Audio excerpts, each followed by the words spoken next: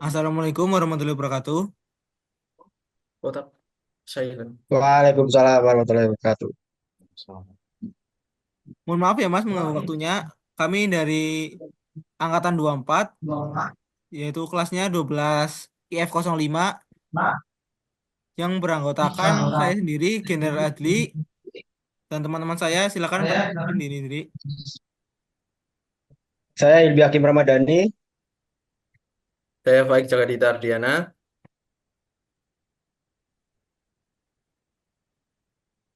Saya Rahmat Ahjawal Gariza. Saya Wahyu Widodo. Dan satu lagi teman kita yaitu Balawan Satria yang tidak bisa gabung ke dalam Meet. Boleh perkenalan dulu Mas, silakan untuk nama atau asal. Saya perkenalkan, nama saya Haris Hussein. Saya dari Prodi Informatika angkatan 21. Sekarang di semester 7, asal saya dari Purbalingga. Baik, makasih Mas sudah bisa hadir di dalam Meet ini Mas. Kali ini kita akan membahas seputar bahaya judi online. Mungkin banyak pertanyaan-pertanyaan yang akan dilemparkan kepada Mas Heris. Di pertanyaan yang pertama yaitu, apakah Mas Heris tahu apa itu judi online dan bagaimana tanggapannya tentang maraknya judi online yang ada di Indonesia saat ini? Dan apakah pernah mengalami atau temannya ada yang pernah memainkan judi online atau gimana, Mas? Oke, mungkin dari aku sendiri, judi online itu eh, bukan hal yang asing ya. Dikarenakan kita dari orang IT pastinya tahu lah judi online. Dan menurut pandangan dari aku, judi online itu merupakan bentuk perjudian yang dilakukan melalui internet menggunakan perangkat digital seperti komputer, HP, atau tablet. Kemudian dalam permainan judi online itu contohnya seperti slot dan lain-lain gitu kan, yang bertaruh dengan uang nyata dalam berbagai jenis permainan yang disediakan gitu kan. Contohnya ada kasino dan lain. Mungkin teman-teman aku yang di rumah maupun di kampus juga banyak yang melakukan judi online. Untuk tanggapan aku, eh, kenapa sih aku nggak suka dengan judi online, atau bahkan aku ketika melihat teman aku pada ngelarang judi online, karena itu sangat berpengaruh buat diri pribadi maupun diri orang lain gitu. Kenapa ya judi online ini rasanya makin populer belakangan ini? Apa karena teknologinya makin gampang diakses atau karena ada sesuatu yang bikin orang ketagihan ya, Mas? Oke. Jadi kenapa judi online itu populer pada apa namanya masa-masa sekarang? Judi online itu mulai populer karena alasan utamanya karena menggiurkan gitu ya, menggiurkan. Bagi pertama orang yang main itu bakalan dikasih, dan orang yang pertama itu akan ngobrol ke orang-orang selanjutnya untuk menariknya, karena dia udah mendapatkan apa ya, mendapatkan keuntungan meskipun memiliki banyak risiko dan banyak dampak negatif. Kemudian karena kemudahan akses, jadi semua orang itu bisa apa namanya mendapatkan akses dengan hanya menggunakan HP. Kemudian kita ngelihat iklan, kemudian kita pencet, kita langsung masuk ke judi online gitu. Terus ada lagi nih dari apa ya, segi permainan. Jadi judi online itu enggak hanya slot dan lain-lain ya, kayak parlay, terus dan lain-lain itu juga termasuk judi slot ya. Maksudnya judi online gitu kan, kayak semisal apa namanya, parlay itu kan sejenis taruhan eh, bola yang sistemnya itu online gitu gitu. Ya banyak sekarang ya Mas yang itu taruhan misal yang menang klubnya siapa gitu taruhan. Iya betul. Tapi judi online kan dilarang oleh agama terutama agama Islam ya Mas. Tapi kenapa sih orang tetap main judi meskipun tahu resikonya besar? Apa mereka lebih takut rugi materi atau dosa? Nggak takut dosa gitu? Gimana? Oke, udah ya. Oke, mulai. Kenapa sebagian manusia itu sebagian teman-teman kita yang ibarat kata udah tahu judi online itu bakalan merugikan dan mereka tetap main itu karena mereka itu apa namanya punya pemikiran yang ibarat kata mereka itu punya pemikiran yang harapannya tetap cepat kaya. Jadi banyak orang yang tergoda oleh peluang untuk mendapatkan uang itu dalam waktu yang singkat. Kemudian yang pertama yang aku tadi udah ngomong ya, kecanduan. Kecanduan itu yang pertama karena kita awalnya coba-coba tapi nggak tahu kenapa langsung apa namanya kepengen store buat apa sih, buat kita yang pertama tadi aku ngomong harapannya cepat kaya. Terus apa namanya ketika udah kalah terus udah kecanduan terus kalah kan akhirnya mikir, ketika mikir itu biasanya kepengen ngebalikin modalnya yang udah habis gitu. Terus kenapa sih orang-orang itu yang terakhir ya, kenapa orang-orang itu apa namanya kepengen atau tetap melakukannya karena kesadaran dan iman ya. Jadi di hadis ya, di hadis di dalam di hadis itu di hadis riwayat Muslim itu Allah udah memerintahkan gitu loh. Barang siapa yang beriman, barang siapa yang bermain dadu, maka seakan-akan ia mencelupkan tangannya ke dalam daging babi dan darahnya. Itu kan perilaku yang sungguh tercela atau sungguh diharamkan gitu. Ada juga nih satu lagi ya, mungkin ada satu ayat ya di surat Al-Maidah ya. Di surat Al-Maidah yaitu yang menjelaskan bahwasanya oh ya di surat Al-Maidah ya lupa. Di Al-Maidah itu intinya ya, pada intinya itu Allah itu menyuruh orang-orang yang beriman itu mengharamkan Homer, kemudian berjudi, eh, kemudian menyembah berhala dan mengundi nasib. Jadi di zaman dahulu itu sahabat Rasul itu nggak kenal yang namanya ini ya judi online, tapi mereka itu bermain berjudi, berjudinya itu langsung ya tukar barang gitu, mungkin kayak gitu. Oke Mas, nah saya tuh ada cerita sebenarnya Mas, temen saya sendiri sih. Dia tuh main judi online, nah dapat itu jackpot ya, dapat uang. Nah uangnya tuh buat beliin orang tuanya kayak baju lebaran, sandal lebaran. Nah itu gimana itu Mas pendapatnya Mas? Oke ya. Itu kan perilaku, segala perilaku yang haram ya. Eh, Ketika dikasihkan ke kebaikan itu tetap aja haram ya. Karena apa? Kalau dari sepengalamanku dan sepengetahuanku terkait agama itu kan masih agak kurang ya. Tapi insya Allah ini udah cukup sih ya. Kenapa tetap haram ya? Karena barang itu yang awalnya apa namanya kita mengambil dalam posisi haram. Ketika kita udah haram, ketika kita melakukan kebaikan, kita tetap ada unsur haram ya. Tapi ketika orang tua itu tidak mengetahui itu barang haram, itu orang tuanya itu nggak ikut haram. Tapi ketika orang tuanya itu tahu itu barang haram atau uang haram, itu mereka sekeluarga atau orang tuanya itu eh, mengambil atau menggunakan barang haram. Intinya ada dua itu. Ketika orang tua nggak tahu itu halal. Tapi ketika orang tua itu tahu itu merupakan suatu yang haram. Tapi ketika orang tua nggak tahu, yang pertama tadi ya, ketika orang tua nggak tahu, terus dikasih uangnya yang dari hasil judi, apa namanya berarti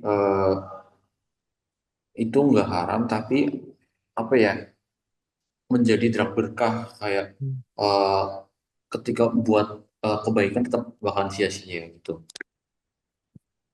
Berarti misal kita juga dibeliin apa gitu sama orang yang bermain judi atau dari hasil judi, kita nggak dapat dosanya kan ya Mas? Enggak kecuali kita tahu gitu. Hmm. Kalau misal kita tahu kita tetap dapat dosanya gitu. Hmm. Nah, kalau misal di keluarga atau di teman ada yang bermain judi kayak gitu, kira-kira gimana ya Mas cara buat mengatasi atau mencegahnya gitu ya Mas? Soalnya susah, saya udah pernah, teman saya itu ada yang main judi, udah pernah saya bilangin juga tetap main. Gimana ya Mas? Mungkin ya untuk orang-orang yang gitu tuh ketika kita ngobrol atau kita menasehat dia, mungkin kita nggak bakalan didengerin gitu ya. Tapi ketika orang itu dibawa ke hal yang positif, kayak misal di lingkungan aku jujur dari dulu tuh banyak orang-orang yang bermain slot, banyak orang-orang yang bermain parlay, banyak yang bermain kasino secara offline gitu kan, secara langsung. Tapi mereka itu lupa ketika mereka itu sering kumpul-kumpul sama yang orang-orang yang biasa, sama orang-orang yang punya kegiatan positif. Kayak semisal aku suka main badminton nih. Waktu di rumah di balai desa aku sering buat bermain badminton. Lah mereka-mereka itu ikut bermain badminton atau ibarat kata mereka kita ajak, ayolah badmintonan, ayolah ini, ayo nanti sore kita main badminton gitu ya.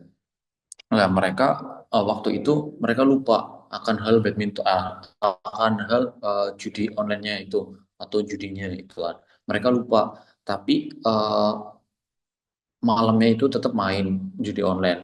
Lah, kita terus bawa-bawa terus bawa terus bawa terus bawa terus lama-kelamaan hal-hal yang seperti itu mulai menghilang.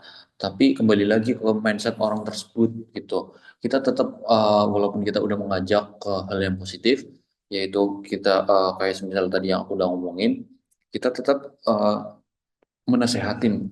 Kita ngomongin, tapi kita ngomonginnya jangan terlalu langsung gitu, langsung jangan yang banyak teman-teman aku lah yang udah agak mendingan gitu, walaupun tetap main. Tuh, Mas. Mungkin gini Sebenarnya Mas, saya mau tanya. ya silakan silakan yang mau Kan tanya silakan. saya kan, ya kan teman saya kan ada yang suka judi online kan ya. Nah, tapi dia itu orang kaya. Nah, pas dibilangin gitu malah kayak, ah, ini cuma buat permainan, aku nggak butuh kalah, ya udah menang ya udah, gimana sih? Terus menurut tanggapannya Mas Haris itu gimana? Ya, Ini bonus eh apa? udah nih, aku jawab ya. Jadi ketika kita menasehati orang yang kayak gitu ya, berarti ibarat kata dia itu sok kaya atau sok sugih lah ibaratnya orang Jawa lah ya. Ketika mereka bermain judi juga memerlukan suatu pendekatan ya ketika kita menasehatinya ya. Jadi kita ngomongin, kalau misal kita ngomongin langsung to the point, mereka bakalan lah nyowong suki iki, aku orang kayak iki gitu kan. Lah orang aku apa namanya punya uang banyak, uangnya buat apa juga gitu kan. Nah kita caranya itu melakukan pendekatan dulu yang kayak tadi aku ngomongin. Ayo kita ajak ke apa kayak misal dia suka hobinya balapan motor, ayo kita ikut balapan motor bareng gitu kan, kita modif-modif motor itu bakalan melupakan. Terus apa namanya, mungkin dia karena nggak merasa tertekan, makanya dia itu kayak seakan-akan lah aku orang kaya itu kan tujuannya buat apa. Tapi ketika kita ngebilangin secara pelan-pelan, jangan langsung to the point, bahwasanya judi online itu merugikan orang, walaupun kamu nggak rugi, intinya banyak orang yang membutuhkan uang dari kamu gitu. Intinya kayak gitulah. Oh ya, satu lagi eh apa ya? Mungkin kalau semisal dia apa namanya kurang dalam agama, mungkin teman-teman di sini bisa lah menggunakan pendekatan menggunakan agama. Tapi teman-teman juga harus punya pedoman atau penguatan terkait agama. Contohlah tadi di semisal dia ngomong lah orang aku orang kayak iki gitu kan, dia kan Islam, kalau semisal dia Kristen beda lah ya. Kalau semisal dia Islam, kamu ngomong aja, coba kamu baca di surat Al-Maidah ayat berapa sih yang tadi aku ngomong, ayat 90. Coba kamu baca di ayat 90 gitu. Semisal dia ngebentang kamu atau ngebentang teman-teman nih, lah aku orang kayak iki, ngapa sih ngurusinnya gitu kan, ngapa sih ngurusin aku gitu, orang-orang kaya gitu, main judi juga urusanku gitu kan. Semisal kayak gitu ya. Lah terus kamu langsung ngomong aja, lah kan Allah udah menyuruh di surat Al-Maidah ayat 90 gitu. Dan hadis-hadisnya juga udah banyak. Mungkin kayak gitu sih. Oke oke Mas, siap-siap.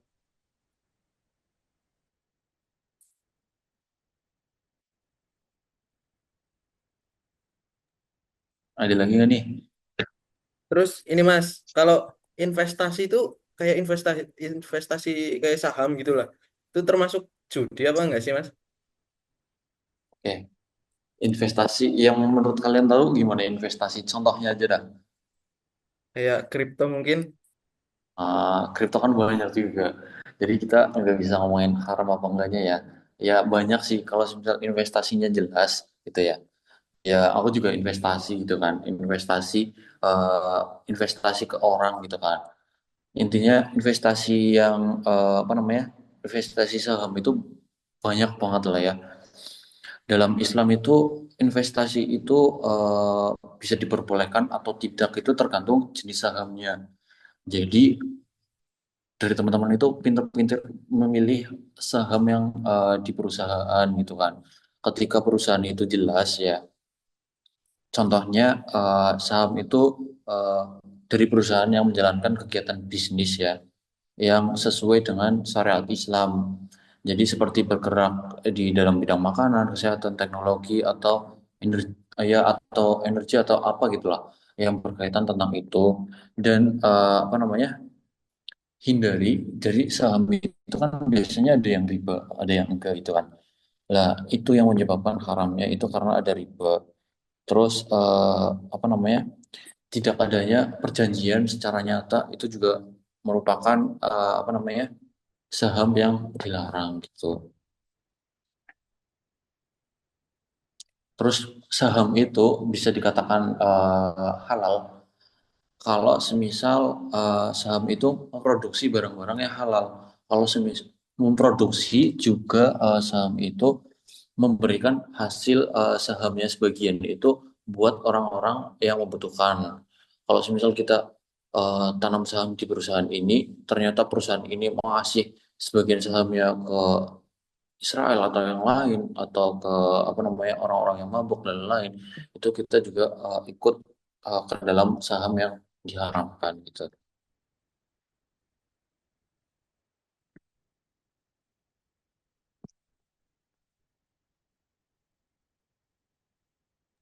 Mungkin pahlawan ada yang mau ditanyain apa enggak ke Mas Haris?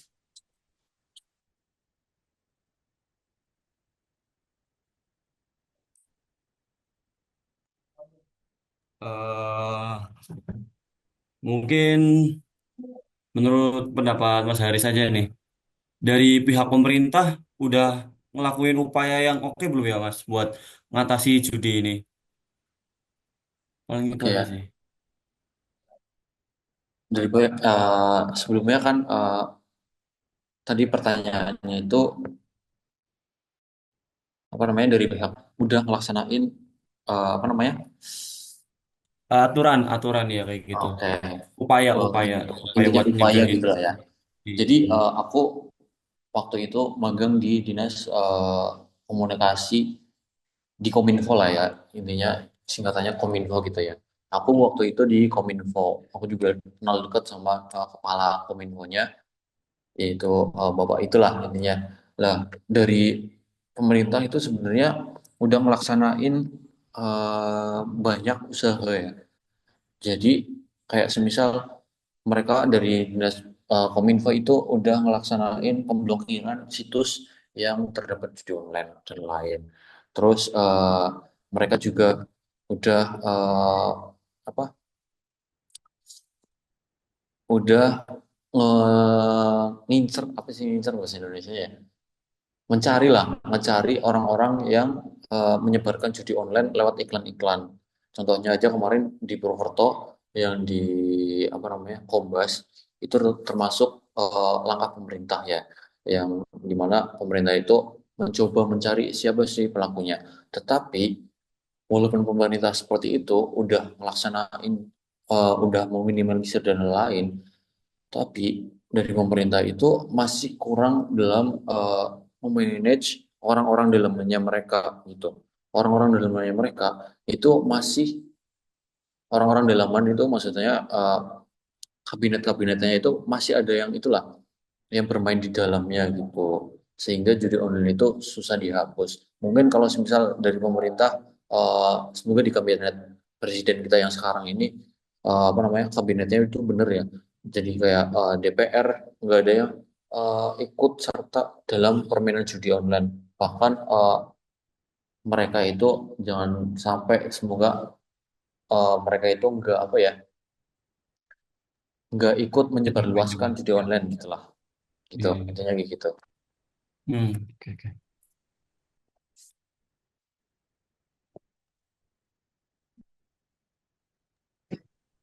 Ya, saya mau tanya nih Mas, gimana tanggapan Mas Haris terkait pelaku judi online yang bunuh diri gitu Mas? Gimana tanggapannya Mas? Judi online yang bunuh diri ya, saudara kamu atau tangga kamu pernah nggak? Ya pernah dengar kayak gitu ya di IG atau apa gitu, gara-gara rungkat gitu Mas lah istilahnya. Ah, iya, oke. Mungkin banyak ya. Jadi nggak di tempat-tempat terdekat kita doang ya. Bahkan tempat-tempat yang jauh dari kita juga banyak ya. Waktu itu ya, saudaraku kena judi online. Dia nggak sampai ngejual semua hartanya gitu kan. Sampai dia cerai sama istrinya, terus pisahan sama anaknya. Judi online itu judi yang merupakan apa namanya ya, konvensional gitulah. Itu dapat membahayakan dampak psikologis. Jadi ketika psikologis orang itu udah kena, ya mereka bakalan ngejual orang-orang yang ngejual barang-barangnya.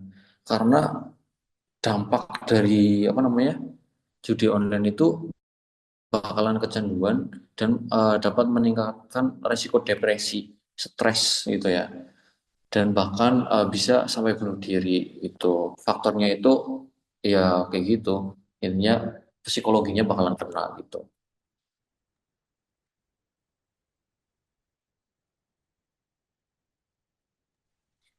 Itu yang lain yang belum bertanya mungkin ada pertanyaan Wahyu atau Rahmat.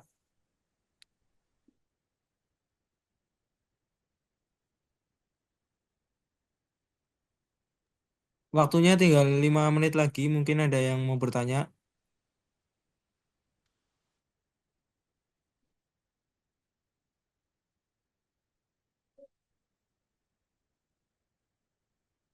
Ya, mungkin aku daripada nggak ada yang nanya ya, mungkin sedikit lagi nih terkait yang tadi bunuh diri ya. Jadi buat saudara-saudara kita biar nggak terjadi bunuh diri atau stres dan lain-lain, itu kita harus mengenali tanda-tandanya. Jadi tanda-tandanya itu kita harus mengenali, kayak misal mereka mau bunuh diri, kita juga harus tahu kondisinya gitu kan. Kalau misal itu orang terdekat kita, pastinya kan kita tahu kesehariannya gitu kan. Kita harus mengenali tanda-tandanya ketika mau bunuh diri atau depresi atau stres gitu kan. Kita harus ngelihat dari raut-raut muka-mukanya gitu kan. Soalnya dari judi online itu ketika mereka mau menjual apa namanya barang-barang mereka dan lain-lain, itu mereka hanya fokus ke judi online-nya doang gitu kan. Terus juga mereka itu ketika kita ngomong sama mereka, itu kita sangat harus menjaga ucapannya gitu kan. Ucapan atau perilaku kita ke dia, jangan sampai mereka itu tersinggung gitu. Baik, Mas. Tuh. Mungkin dari kami pertanyaannya cukup segitu aja ya, Mas, karena dikarenakan waktu juga udah mau selesai ini waktu untuk meetnya. Terima kasih Mas sudah mau bergabung dalam meet ini dan ngasih kita semua wawasan tentang judi dalam agama dan lain-lain. Mohon maaf juga ketika ada salah perkataan atau tadi nunggu awal nunggu lama gitu ya Mas. Oke, aku juga minta maaf ya barangkali ada salah percakapan atau apa yang aku omongin itu ada kesalahannya. Aku juga minta maaf juga ya. Mungkin segitu aja ya Mas dari kami. Kami sangat berterima kasih banyak kepada Mas Heri sudah mau bergabung ya Mas. Kurang lebihnya mohon maaf. Wassalamualaikum warahmatullahi wabarakatuh. Waalaikumsalam. Aku izin live ya. Ya. Makasih Ya, banyak ya makasih Mas. banyak Mas, makasih Makasih banyak banyak Mas. Mas.